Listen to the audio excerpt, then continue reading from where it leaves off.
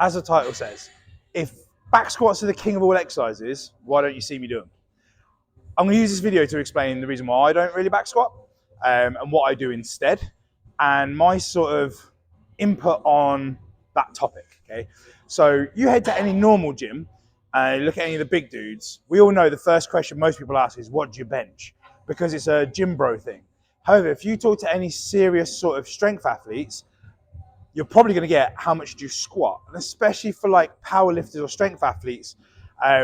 Not just necessarily strength athletes. You look at some athletes in other sports like rugby, things like that. They are going to look at things like your squat, your power clean, things like that. And the squat is really a sign of true brute force. How much weight can you load onto your spine, sit it down, and stand it back up? Pretty much everybody who is strong has a high squat number. So logic will dictate that the squat should be a necessity in your training. A back squat, that is. But like I said, if you trawl through, I think the last time I did back squats were about over a year ago. Now, there's a few reasons why I don't back squat frequently, or should I say I don't squat frequently, but there's particular reasons why I don't back squat. So firstly, I want to show you a very crude diagram, okay? So what we're looking at here is the right side of your pelvis. So your hip is two bones, your pelvis, your left side, your right side, and they just obviously mirror each other. Now, this is what like a normal right side pelvis looks like. So it almost looks like a King Charles ear, and then you've got your femur that sits in it. So the top of your femur sits like this, essentially. Now, I've actually got a deformality in my hip. So where my femur is supposed to sit like this part is lower down and it's kinked in. So what that means is where this has like a small nub, mine has a larger nub because the socket is further down. But you'll also notice there's a more aggressive curve.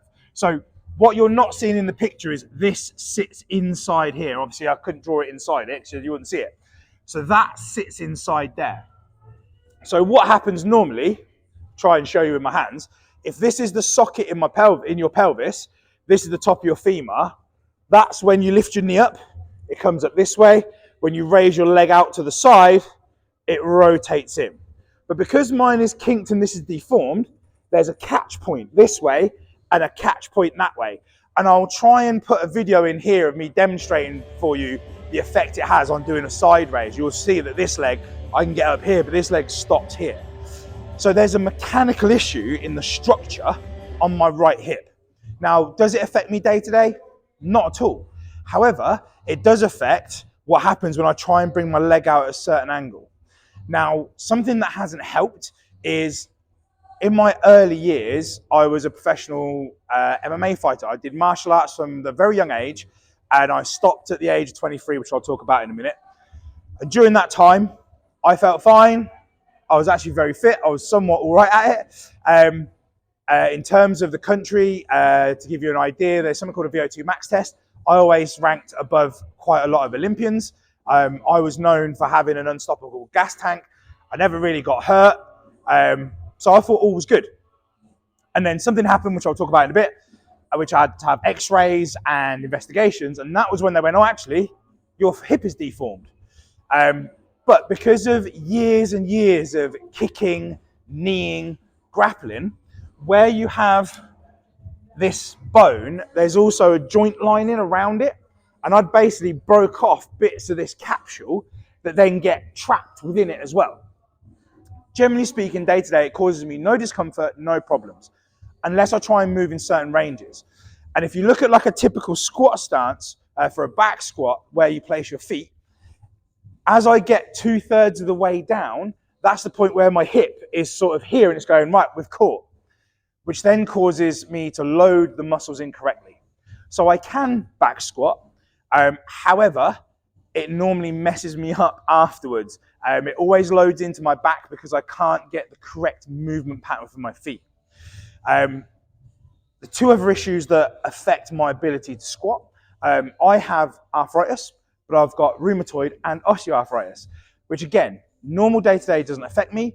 The very first week of really cold weather, so like we're in February now, Start of December, we had a week where the weather was on average -2 or 3.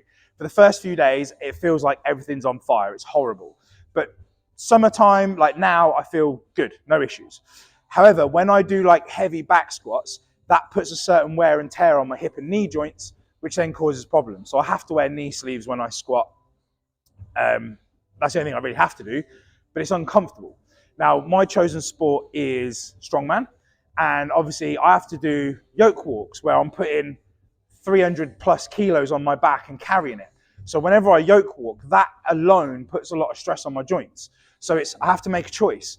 Do I back squat this week or do I yoke walk this week? Well, very rare you're going to have back squats in a competition, but you will have yoke in a competition. So it doesn't make sense for me to choose the back squat over the yoke. Maybe in an off season it would make more sense, but there's other options that I use instead.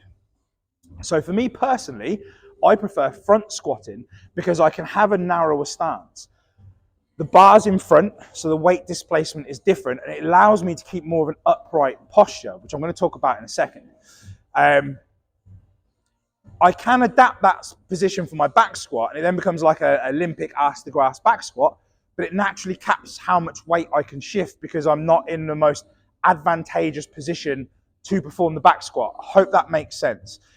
You compare an Olympic weightlifter warming up to a power lifter, and you'll see there's a massive difference in their positions and technique. Which then leads me to the next part.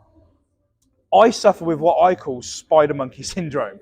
I have long arms and legs in relationship to my torso. So when you have somebody that has long limbs in line to their torso, when they squat, they're naturally going to end up with more of a lean forward because they've got to accommodate to create the resistance in the glutes and the hamstrings. So there will be some degree of lower back loading. And especially when you consider my hip issue, that exacerbates this, big word there, it basically makes that worse for me. Whereas people that have relatively shorter limbs, as you can see here, look, more upright posture. But like I said, I can navigate around that by doing front squats. I'm still able to do front squats. I can do belt squats because wearing the belt, the load is not on my back, and I can adjust my foot position to allow me, and I can lean forward to create the space because I'm not overbalancing the weight because the weight's hanging underneath me. I can leg press, I can do leg extensions, I can do leg curls, I can do lunges, I can do Bulgarians because it's a narrow stance, I can do split squats, I can do lunges. It's just, for me to be optimal at back squats, it's just not going to work. So why am I bothering with this video? Because I bring it back. Back squats are great, but they're not required. You can still develop a great physique without back squatting. You know, there are lots of pro bodybuilders these days that don't squat. They'll do hack squats instead of barbell back squats. They'll do leg presses. They'll do other things because the risk to reward ratio is pretty low. So again, this is just a bit of a ramble video. It's a bit of an explanation of why don't you see me squatting. Then ultimately, do you have to back squat? No. There are lots of other alternatives that you can choose instead. So if you have any questions, as always, drop them below. Always appreciate a subscribe, a like, a share. Go follow me on Instagram, HLW_strength_coach, and follow along for any content.